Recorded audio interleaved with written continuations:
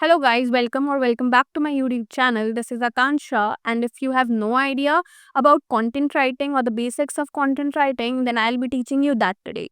We'll start from the structure of the blog, how the blog is written. We will learn how to write a good introduction and call to action.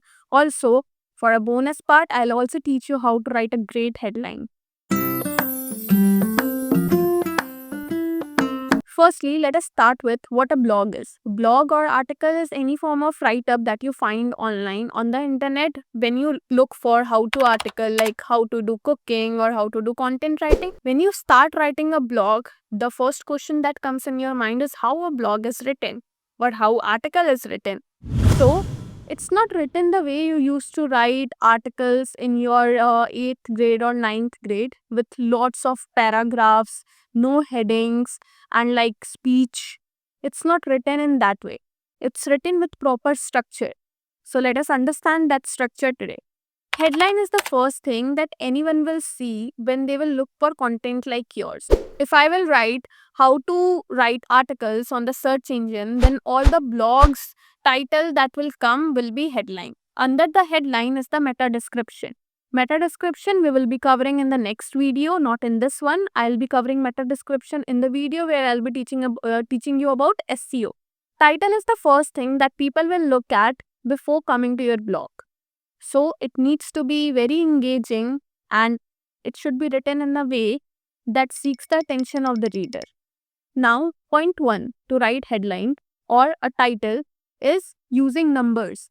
The more you will use numbers in your headlines, the better it will be because it will tell people that it is based on latest data. For example, if I have written title like content writing tips for beginner freelancers in 2025, then it will tell people that this particular title or this particular blog is about current time. It's related to current data. The only drawback with this is that you will need to make changes to the title every 6 or 7 months and even to the content of your blog so that Google doesn't lower the rank of your article. Second point of writing good headline or title is using adjectives.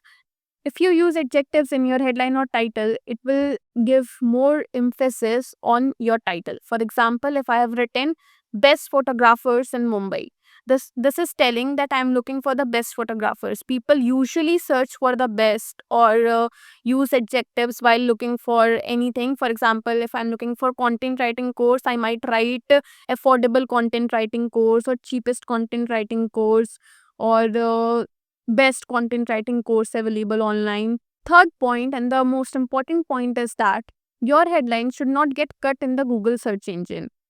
It means that it should come fully and none of the words should get cut in the Google search engine.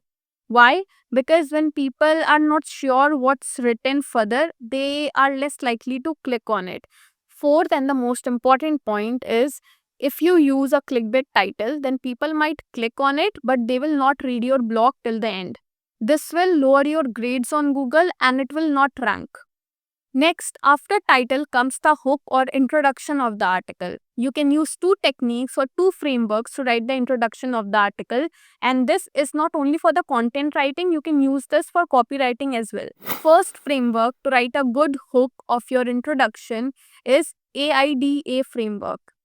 In AIDA framework, A stands for attention. Attention means that you need to seek the attention of the readers. You have to write something that they might be lacking, or a skill or a product that they might not be having, or a problem that they might be facing. For example, your writing might be the only reason you are not growing online.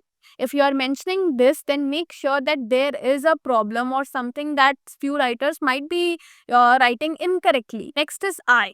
I is the interest. Build their interest further and relate the content to them. For example, you have ideas and you know your stuff, but your words feel flat.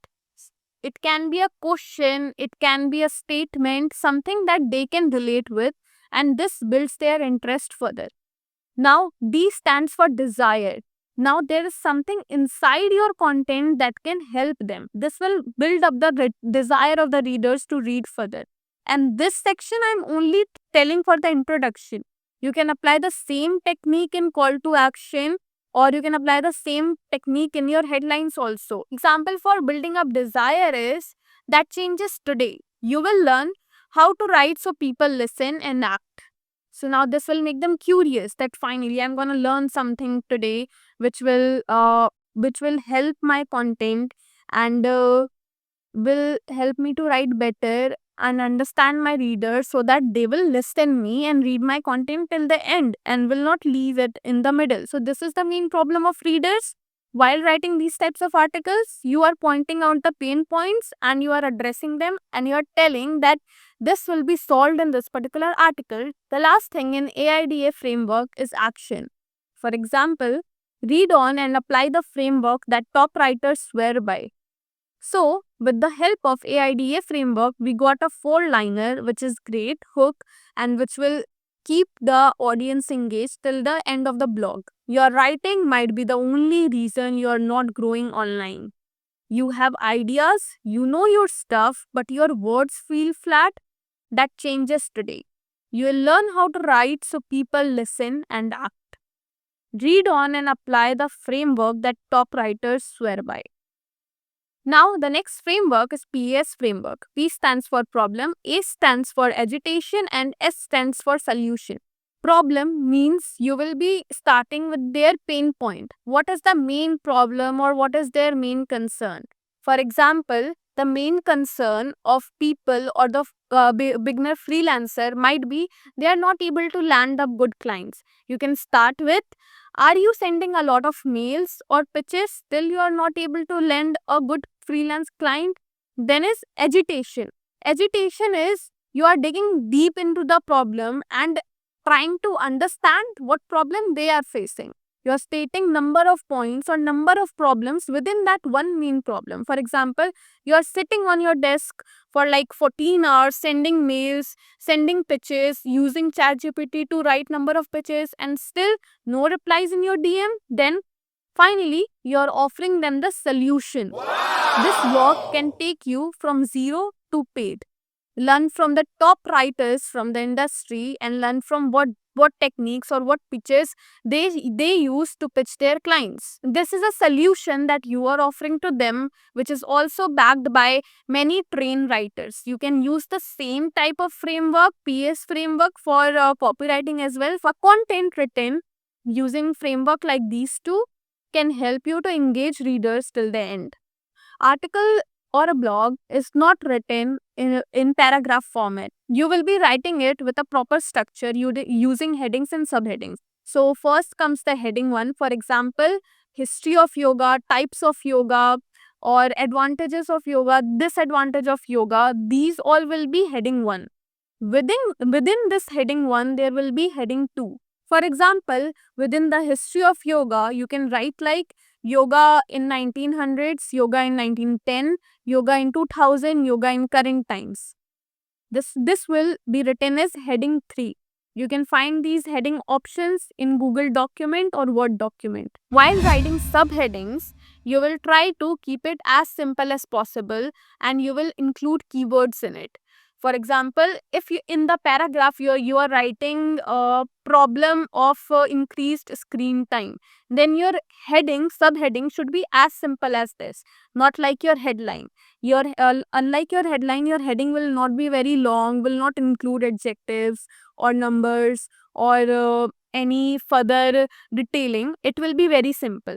Just what is written in your paragraph will be simply written in your heading, so that if anyone writes that what are the problems of increased screen time, your blog will show them because you have written simply this in your heading. You will keep the length of paragraph with only 5 to 6 sentences, not more than that.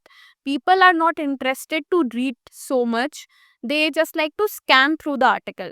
So with the help of structure, you are making the scanning process very easy for them. Also for the Google crawler. Google crawler goes around your website or blog. It just goes through it and see what is the structure of your article or a blog and is it going to be good for the readers. Will they be easily able to read it or not? This is what the Google crawler does. So if you want to win the trust of Google crawler, you need to be very smart while structuring your content. Another important point while structuring the content is using the bullet pointers. So whenever you feel you're listing something, instead of writing a sentences like this, you can keep a to-do list, a journal, XYZ. You can simply list it in a list format, like to-do list, journal, gratitude list, like this. The last part of the structure of the article is call to action. In the end of your article, you need to write a summary or a conclusion, summarizing whatever you have covered in the article in short, in few words, and then telling them to take any action, or you can insert a backlink of your website. This also helps in SEO. For example, you can attach any link from any other blog on your website. If you want to know about earning in freelancing, you can move to this particular blog, or you can also read my another blog on 101 tips on freelancing earning. That's all for the video. If you like the video, then please like, share and subscribe the channel. And if you are interested to learn content writing in detail, then you can also join my content writing course, which is available in 4 different levels: basics, fundamentals, intermediate and advanced. So if you want details, you can mail your queries to me and I will answer them. My mail is in the description box. You can get it from there.